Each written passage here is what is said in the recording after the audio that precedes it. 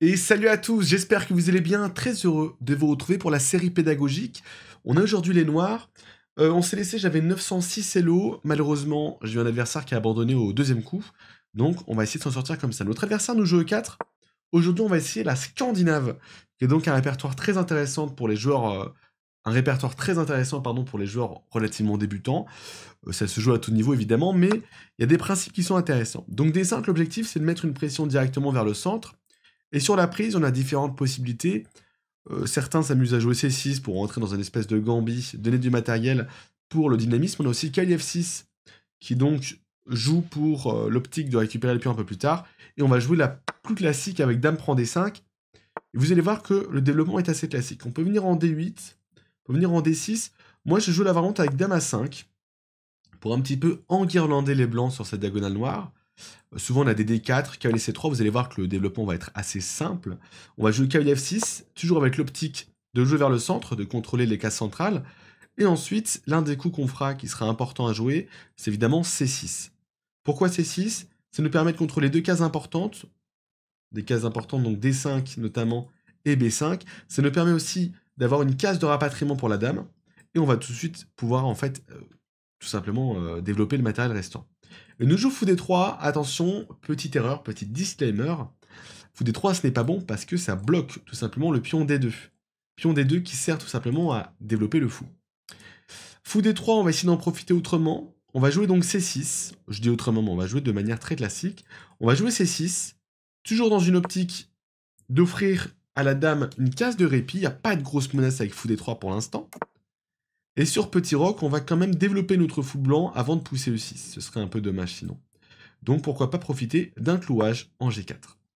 On n'oublie pas les trois objectifs, jouer vers le centre, sortir donc les pièces mineures évidemment, et mettre le roi à l'abri.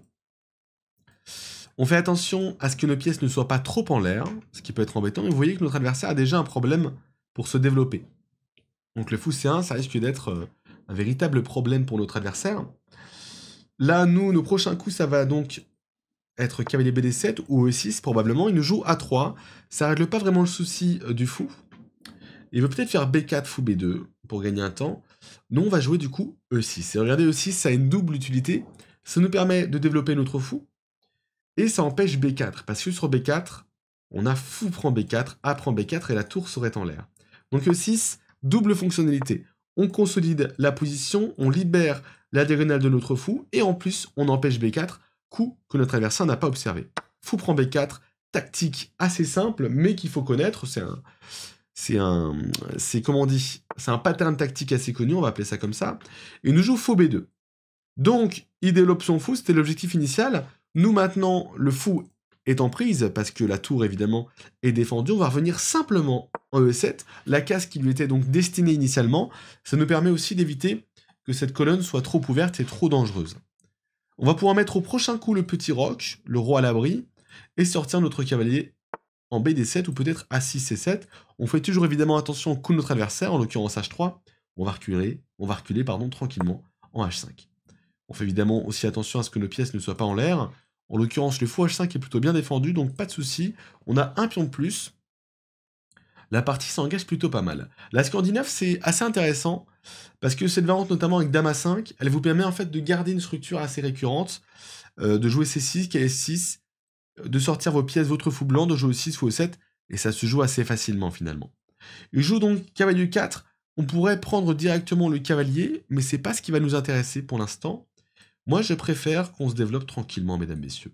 Je préfère qu'on se développe tranquillement. Pourquoi se presser quand on peut simplement se développer? Vous voyez que des deux côtés, on a tous les deux développé nos pièces mineures, donc ça c'est très cool, mais on a un peu plus de présence au centre. Pourquoi est-ce qu'on a plus de présence au centre? Parce que notre adversaire, le pion D2 n'est pas poussé, donc il n'y a aucun impact central.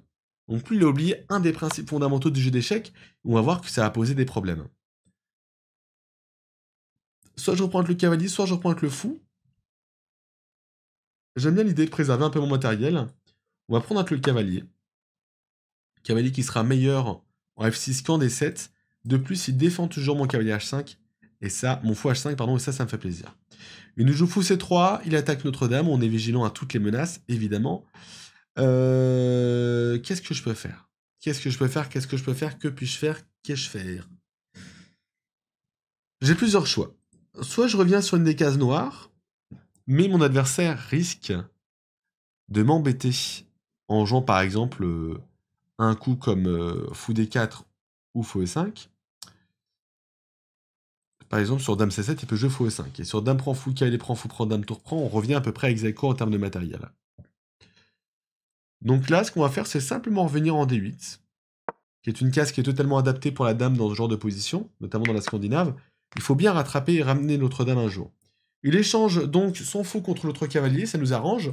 Évidemment, on ne reprend pas avec le pion, bien sûr. On ouvrirait le roi et en plus, on laisserait passer l'occasion, l'opportunité d'avoir un fou très puissant.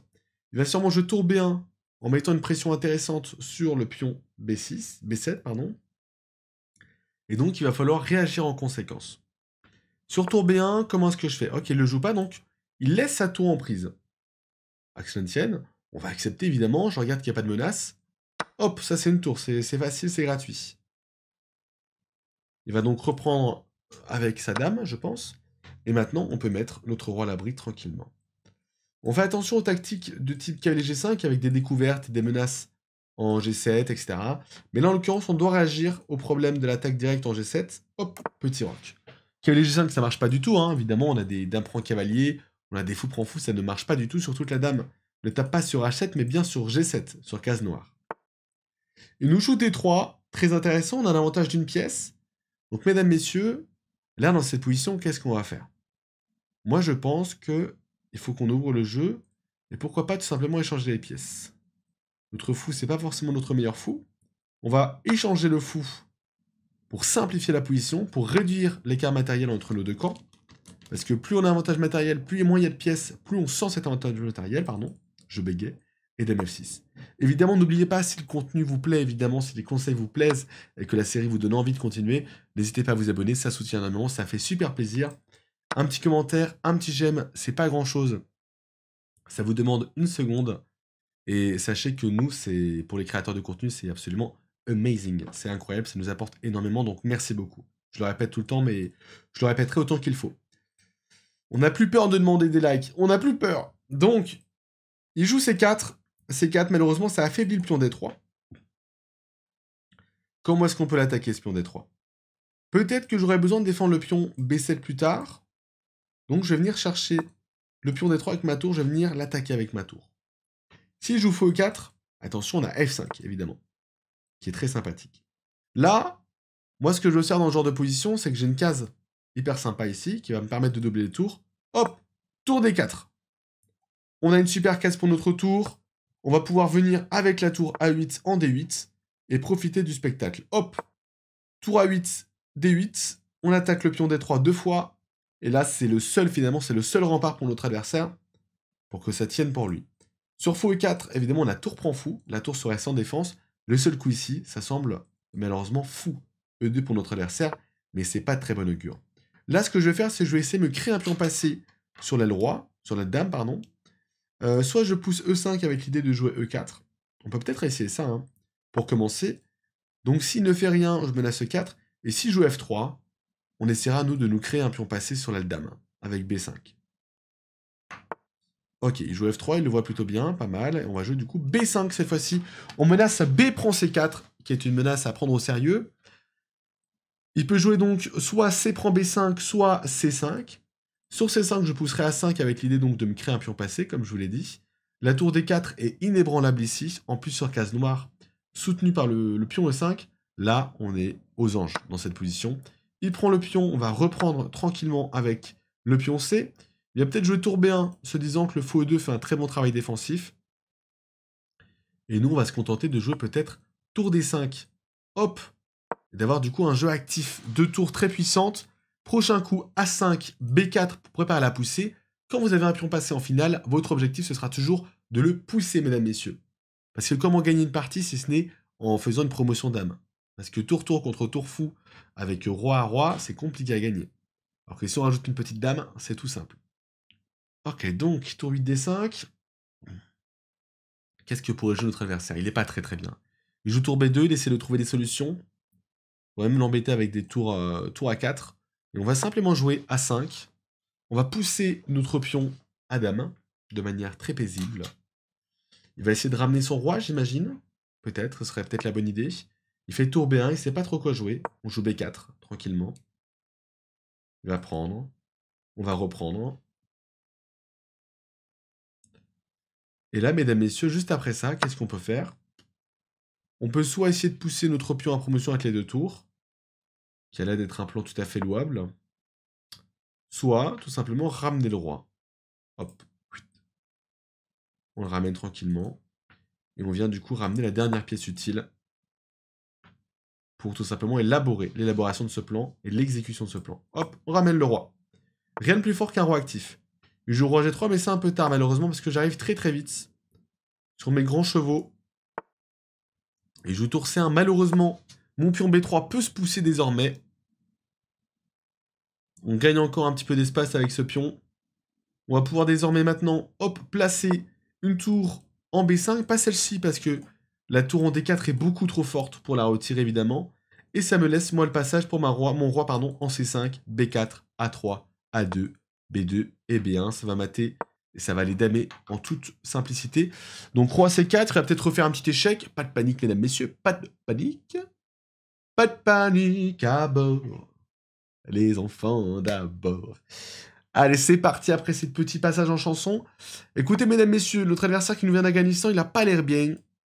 On fait roi B6, on fait attention qu'il n'y ait pas roi B5, roi B4, on fait attention qu'il n'y ait pas une tactique horrible qui nous arriverait sur la tronche. Il fait G4, il essaye désormais d'un petit peu améliorer sa position, mais malheureusement, ça ne va pas suffire tout ça. Ça ne va pas suffire. J'aurais peut-être pu passer par C3. C'était une idée assez intéressante. Ça change pas grand-chose. Et vous voyez, finalement, on a simplement ramené notre roi. Maintenant, ce que je vais faire, c'est que je vais simplement faire pion prend. La tour D4 crée un énorme mur pour le roi. Il ne peut même plus passer. J'ai cette fois-ci roi 2. Je viens contrôler, hop, les cases manquantes pour la promotion à dame. Et mes 3 prochains coups seront B2, B1, promotion dame, évidemment. Notre joueur qui nous vient d'Afghanistan, malheureusement, va devoir s'incliner face à nous. Il nous fait donc G6 dans l'espoir qu'on ne le voit pas. On va faire H prend G6 tranquillement. On ramasse le punto, je le fous 2 et réduit à la place d'un simple pion. Avec cette tour D4, vous voyez la case forte? Ça, c'est primordial. C'est vraiment primordial. J'aurais aussi pu prendre la tour. Je sais pas si je prenais la tour. Je vais prendre la tour et faire tour B8. Bon. Il joue donc tour G1. Hop. J'envoie B2. Est-ce qu'il va tenter de nous faire une petite découverte? Il peut. Pas de souci, on accepte avec grand plaisir, mesdames, messieurs. Ouh, ça fatigue hein, de faire des parties. Pas simple de jouer à ce niveau. Pas simple, mesdames, messieurs. Ah là là là là là. Il nous joue tour G2. J'avais déjà regardé, on a dame promotion. Il n'y a pas d'échec intéressant pour lui, malheureusement. Sur fou D1 ou fou F1, on aura simplement roi A3. On sera donc sauvegardé de tous les prochains échecs. Hop, roi A3. Et maintenant, le roi n'a presque plus de cases. Ça va être la débandade, si je puis dire. Ok, je me disais que je pouvais prendre le fou, mais non, il y avait un échec à la découverte. Donc attention à ne pas se tromper. Il nous joue tour E2, pas de souci. Nous, de notre côté, on va, hop, ramener une tour en B2 pour venir simplifier une fois de plus la position. Parce que l'objectif, c'est de mater, mesdames, messieurs. Ouais, j'aurais pu aussi simplement faire un petit coup de dame. Je vais faire tour prend pion, évidemment.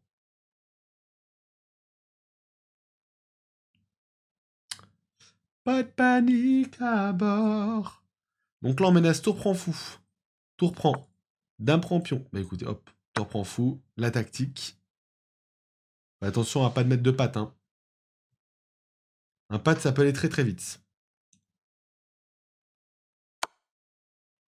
Il joue tour G3 échec. Intéressant. On va faire roi B4. On menace dame H1 échec et mat. Et on va pas se retenir. Dame 1 échec et mat. Bien joué l'adversaire. Let's go pour le bilan de la partie. C'est maintenant. Alors, le bilan de la partie, mesdames, messieurs. Est-ce que je peux avoir le petit bilan, évidemment, avec grand plaisir. On a joué à 94% de précision. L'autre adversaire, 83,2. Donc c'est intéressant. Alors, on a joué une petite Scandinave avec Dame A5. On s'est développé tranquillement avec C6. Et vous voyez, on a joué de manière totalement simple. Fou prend B4 brillant, la tour est en l'air. Vous voyez, la Scandinave, répertoire assez facile. Moi, je vous le recommande. Si vous voulez l'apprendre, n'hésitez pas à aller voir les vidéos de Blitzstream, hein, qui sont très intéressantes, évidemment, sur ce sujet. Et vous voyez qu'on a joué assez simplement. À partir de là, il a loupé la tour. Mais déjà là, on est beaucoup mieux. On a une paire de fous qui est monstrueuse. Hop, on échange les pièces. Hop, on prend l'occupation d'une case très importante. Et à partir de là, on a juste à pousser pion passé et à ramener notre roi à l'attaque. C'est gâteau. Et ça gagne assez facilement. Mesdames, messieurs, on est parti directement pour la deuxième partie. A tout de suite, let's go. Et nous revoici, mesdames, messieurs. On joue contre un joueur qui nous vient tout droit des Philippinas. Et je vais vous proposer un petit système de Londres, si mon adversaire me le permet. On a donc les blancs. Un petit système de Londres, pourquoi pas. C'est intéressant, ce système de Londres. On va jouer avec fou F4, le système de Londres, Accelerated London System, qui est donc une partie très intéressante. On va se remettre en système de jeu 1. Donc il nous joue cavalier F6, on va jouer E3. Donc il y a des plans très intéressants, je vais vous en montrer un sur le système de Londres, qui est très très fort. Il nous joue à A6, on va faire comme si on n'avait rien vu, je vais me développer tranquillement vers le centre. Donc c'est même un répertoire que je me tâte à jouer à mon niveau, parce que vraiment c'est très fort. Vous allez voir que la variante que je vais vous montrer, elle est absolument géniale. Alors est-ce qu'il va me laisser la faire par contre? Ça c'est une autre question. On va sortir le cavalier en BD2 pour défendre le cavalier F3. Fou G4, je suis pas convaincu du coup. On va jouer fou D3 ou fou E2. Ah, c'est chiant ça en fait.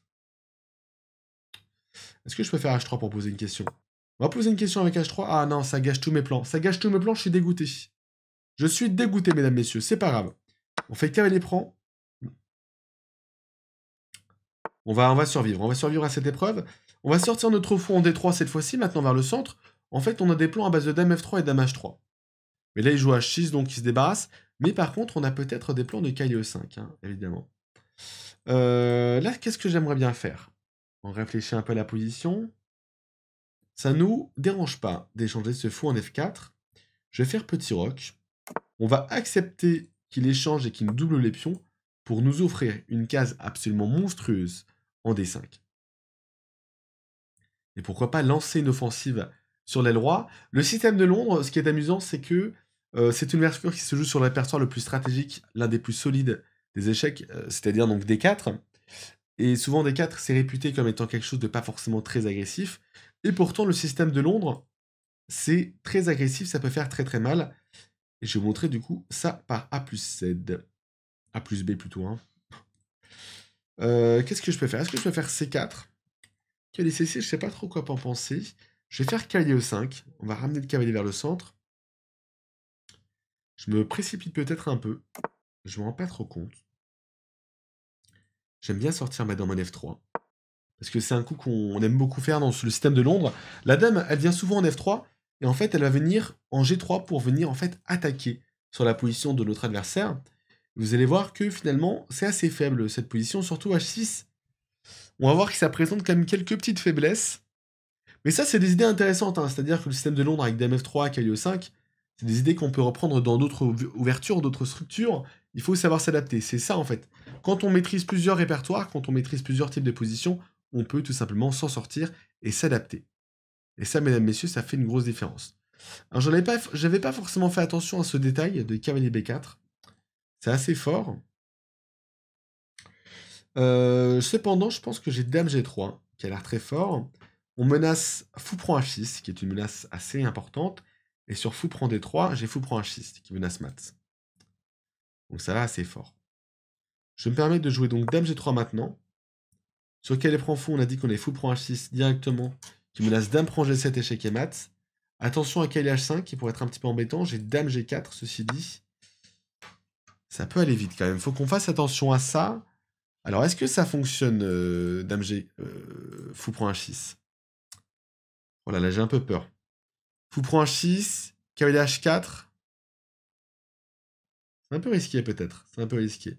Est-ce qu'on ne prendrait pas simplement avec le pion C pour consolider notre centre, préserver la menace en H6 et ouvrir la colonne C? On va faire ça. On joue vers le centre, on va jouer simple. Il y a peut-être des cavaliers H5, ceci dit maintenant. Un peu terrible pour moi. Ok, on a mal géré ce système de Londres, on l'a pas très bien géré. On va essayer de s'en sortir quand même dans la finale. Tant pis. Tant pis, Axlantienne, c'est pas grave. C'est pas grave, mesdames, messieurs. En tout cas, la menace perdure. Mais cavalier H5, effectivement, je pense que ce serait le meilleur. On a perdu notre bon fond, on aurait peut-être dû jouer C3 avant. Où est-ce que j'aurais dû jouer C3? Ouais, je me suis un peu précipité. J'aurais peut-être pu jouer fou D3, C3. Je saurais que maintenant, sur KC6, on doit faire attention à la case B4, on le verra lors du bilan, notamment. Mais bon, on a quand même un centre qui va être assez fort. Ça peut être dangereux pour notre adversaire. Donc attention à lui. On va voir du coup comment gagner une finale. C'est ça qui est intéressant. On joue pour 15 points. Si on gagne, on se retrouve 955 Elo. Il nous joue cavalier H5. Malheureusement, on n'aura pas... on n'aurait pas pu passer à la trappe. Donc qu'est-ce que je fais? Est-ce que je fais dame G4? Je pense que je joue dame F3. Le problème, c'est que sur cavalier prend fou, on va forcément être obligé de reprendre avec le pion. Et mon plan, ça va être d'envoyer G4, G5, d'ouvrir sur la position de mon adversaire. Parce qu'on est là pour jouer agressif, on est là pour prendre des risques, mesdames, messieurs. Dame F3. Sur cavalier prend fou, pourquoi est-ce qu'on peut pas reprendre avec la dame, me direz-vous? Parce que sur dame prend, on a F6 qui vient en fait nous embêter et attaquer ce cavalier qui est cloué. Et donc c'est pour ça qu'on doit reprendre avec le pion. Malheureusement, les deux pions au milieu doublés, c'est pas forcément beau. Donc là, dans ce genre de contexte, dans ce genre de position, qu'est-ce qui se passe? Vous concédez une structure de pion absolument effroyable, dégueulasse. Eh bien écoutez, c'est pas grave. On va essayer de trouver autre chose, une autre opportunité tactique. En l'occurrence, une opportunité tactique, ça pourrait être, évidemment, je vous laisse réfléchir quelques secondes. Eh oui, le dynamisme, tout simplement. On a toujours dit, dynamisme supérieur à matériel, évidemment supérieur à position, à faiblesse dans certains cas. Soit je reprends avec le fou, soit je reprends avec le pion. Parce que j'aime bien reprendre avec le pion. Le fou, de toute façon, il n'est pas bon. Moi, j'ai poussé mes puntos sur l'adversaire. J'aime bien l'idée de reprendre avec le pion. On prend de l'espace. On pourra faire D4 aussi. Sur quel prend fou, j'ai pion prend. J'ai poussé avec G4 ensuite. Ça va aller très vite, comme j'aime le dire. On va essayer de jouer agressif dans cette finale de Dame Tour. Attention, mesdames, messieurs. Il nous joue F6. Un coup très fort. On va jouer... Je pense D4. Oh là là, c'est chaud, hein. C'est très chaud, mesdames, messieurs. Est-ce que je peux faire pion prend aussi? Et sur pion prend, il y a peut-être dame prend. Et sur G3, E5. Je sais pas si vous arrivez à trop voir de tête. C'est pas si simple. Je commence à faire mes mimiques de mec stressé. Est-ce que j'ai dame G4? Dame G4, j'aime pas mal, dame G4. Sur F5, je reviens en F3, puis je pousserai F4, G4. Aïe aïe aïe. Et si je pousse D4, il y a peut-être C5. Comment est-ce que je fais? Comment fais-je? J'ai joué dame G4, je pense. C'est pas terrible quand même. Il faut qu'on joue pour le dynamisme, mesdames, messieurs. Ça, c'est la clé. Il faut qu'on joue pour le dynamisme. Hop, on va activer les pièces qui ne sont pas activées pour l'instant. C'est ça le plan, mesdames, messieurs. Je me perds avec des coups de dame inutiles. Mais la solution, c'est de jouer agressif. Après, vous me direz, sur pion prend, tour prend, dame F6, on est un peu dans la panade. Mais bon, c'est pas grave. On fera 100. Après, j'ai quand même des petites choses. Hein. Peut-être activer cette tour qui est forte. C'est pas si mal ce qui se passe. C'est pas si mal. Ok, on va croire en ce plan. Ok, le jeu c'est 6. C6, c'est pas très actif. Donc ça, c'est plutôt cool. Est-ce que j'ai pas quelque chose à faire d'intéressant? Si je fais G4, par exemple. Puis on prend, tour prend. C'est chaud, hein. Si je fais dame G4, il risque de pousser F5. Il veut défendre, en fait. Hein. Il veut blinder la position. Why not? Je le comprends tout à fait. On va faire dame G4 et sur F5, je reculerai pour pousser G4. On va la jouer comme ça. Dame G4, donc on met une pression sur E6. Et s'il défend simplement, on aura peut-être simplement E prend F6 pour attaquer d'autant plus la case E6. Ok, intéressant. Il nous joue F5. On va jouer dame F3, je pense. On va se replacer tranquillement. On n'a pas de faiblesse. Enfin, pas de faiblesse. C'est un peu vite parler, mais on n'a pas de pièces en l'air. Ni de pions. Dis donc, système de Londres, compliqué. Ah, je suis désolé, j'ai un coup de barre pendant la deuxième partie, c'est terrible. Hein. Grosse journée à mon actif. Je tourne juste après. Bon, je suis un peu fatigué. Donc, dame H4, pourquoi pas. On va simplement faire roi H2. Pour préparer tout simplement G3, G4. Là, il faut qu'on soit agressif. En fait, il faut qu'on crée des faiblesses. On va essayer de pousser E4, D4 pardon, pour contrôler la case C5. Peut-être essayer de jouer sur la troisième rangée avec mes tours. Ça peut être un plan. Il joue à 5, ça sert pas à grand chose. On va jouer tour C1 d'abord, pour placer notre tour sur une colonne semi-ouverte. Et ensuite, on poussera D4. Et on va pouvoir commencer à faire des petits transferts d'aile avec nos tours assez rapides. Assez rapides sur les appuis. J'ai peut-être même le plan Dame E3, tour G1, G4, qui peut être intéressant. Et sur pion prend, j'en prends avec la tour et ensuite je double, quoi. Mais j'ai l'impression que tout se défend plutôt quand même assez convenablement pour les noirs. Est-ce que c'est une position qui terminera en nul? On va essayer de voir. En tout cas, l'important, c'est surtout de ne pas la perdre. Il nous joue B5, coup intéressant, mais B5, malheureusement, problème. Le pion C6. Et là, c'est un peu la goutte d'eau qui fait déborder le vase, c'est-à-dire que le vase semblait solide, malheureusement. Avec un trou dedans, l'eau coule. Et là, on va voir que tout simplement, c'est déjà fini. B5, il s'est un peu précipité. Il aurait dû préparer en mettant ses tours sur des colonnes ouvertes ou semi-ouvertes. C'était donc, je pense, le plus intéressant. Il nous joue Dame E7, mais cette fois-ci, c'est un peu tard, parce qu'on va s'engouffrer dans la brèche. C'est fou qu'il ait joué B5, hein. Grosse erreur avec le pion C6 qu'il laisse. On n'avait pas trop de possibilités pour ouvrir. Mais voilà, l'adversaire a provoqué son erreur tout seul, et vous voyez que nous, de notre côté, il nous a suffi simplement de jouer actif, de mettre nos tours sur des colonnes semi-ouvertes. Du moins, on essaye. Et ça, c'est notre plan. Ok, mesdames, messieurs, on va s'en sortir, c'est moi qui vous le dis. Dame E7, qu'est-ce que fait mon adversaire maintenant? On t'attend, champion. La case C8 n'est pas défendable par l'adversaire, donc tour C7 est difficilement esquivable. On peut faire tour A7, peut-être. Mais c'est vrai que ça fait un peu peur. Et là, même la dame va pouvoir venir ramener sa goutte de sel, sa goutte d'eau, sa pincée de sel dans la bataille. Ouais, c'est terrible. Ce pion C6, c'était vraiment le pion à pas perdre. C'est vraiment un trou énorme dans la position des noirs. Donc là, malheureusement, ça va pas faire de cadeau. On a le pion aussi, ceci qui est assez faible. Ouais, ça fait peur tout ça. Ça fait peur.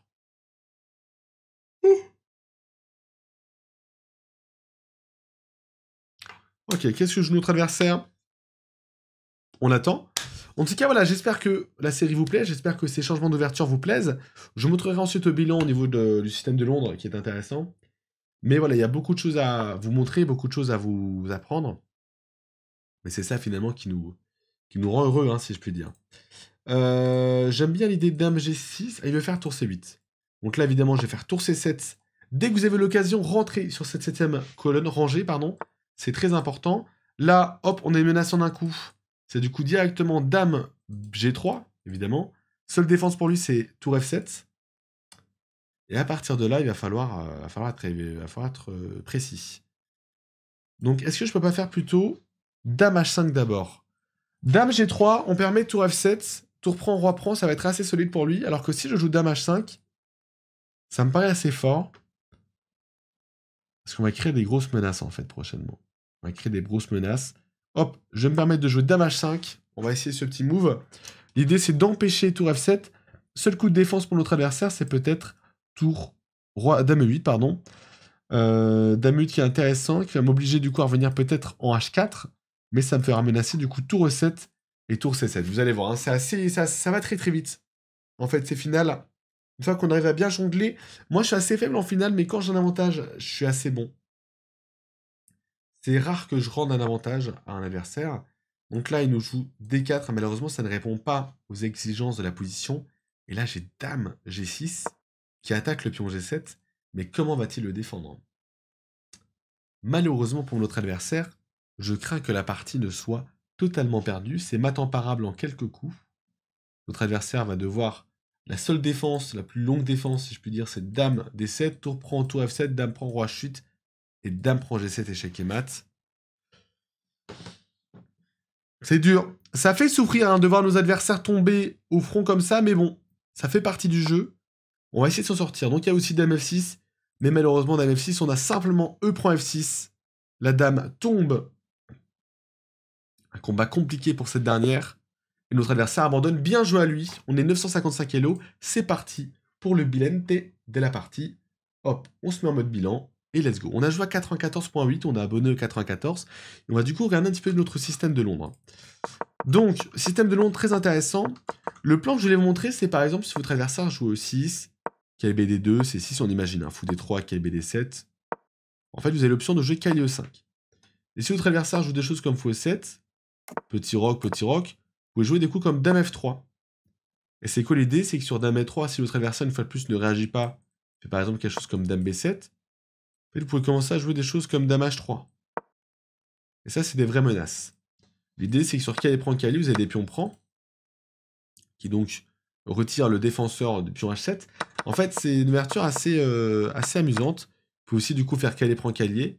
La menace, hein, évidemment, c'est aussi sur Dame prend B2, vous avez KL prend BD7, sur KL prend calier, Dame prend H7, et sur fou prend fou E5. Et en fait, vous allez menacer et créer des faiblesses dans la position adverse. Bon, là, je vous l'ai fait globalement assez vite, mais en fait, c'est un plan très classique avec les blancs. On va sortir donc nos pièces dans ce format-là. On prend la case avec le calier 5, on sort la dame en F3, et si ça échange au centre, on peut même faire fou prend, F4, G4, mais le plan avec dame F3, dame H3, c'est absolument génialissime, je vous le conseille fortement, c'est très très amusant à jouer en plus. Donc le système de Londres, validé évidemment à 100 000%, mais notre adversaire a joué pas mal, n'empêche nous aussi finalement, on a joué des coups assez logiques, mais là dame G3 était peut-être de mauvais augure. Il nous a conseillé plutôt fou E2, en fait on ne devait pas donner notre bon fou. On a un principe très important au jeu d'échecs, c'est le principe des bons et des mauvais fous. Les bons fous, c'est donc les fous qui ne sont pas sur la couleur de leur structure de pion. En l'occurrence là, mon bon fou, c'est le fou blanc, parce qu'on a plus de pions sur la colonne noire, sur la case noire, que de pions blancs, même si c'est 8-8. Les cases centrales sont prises par les pions noirs, donc indéniablement, c'est le fou blanc qui va prendre du coup l'ascendant. En l'occurrence, le fou noir ici n'est pas un bon fou, c'est le mauvais fou des blancs, mais c'est un fou actif. On peut être un mauvais fou et un fou actif comme un bon fou et un fou actif. Donc là, c'est un fou actif parce qu'il est à l'extérieur de la chaîne de pions, et puis en plus, il crée des menaces sur H6. Donc voilà, mesdames, messieurs, on continue. Donc il a échangé ici. On a essayé de jouer assez simplement, mais pas simple. F6, pourquoi pas, mais un petit peu faible. Ça crée des faiblesses sur O6. Attention à ça. Vous voyez là, on a pas mal joué. On a mis nos pièces sur des colonnes semi-ouvertes, donc ça, c'est très cool. Et B5, évidemment, énorme erreur. On menace en plus le pion C6. On double les tours. Dame H5, excellent coup. Seul coup, c'était Dame E8. On aurait pu même échanger, en fait, tout simplement. Et sur tour prend, jouer tour 1 C5. Hop. Et on attaque tout simplement tout ça. Et si ça joue tour ici, on a des choses comme tour E7. Et en fait, on a une suraccumulation défensive. Et la position des noirs s'effondre toute seule.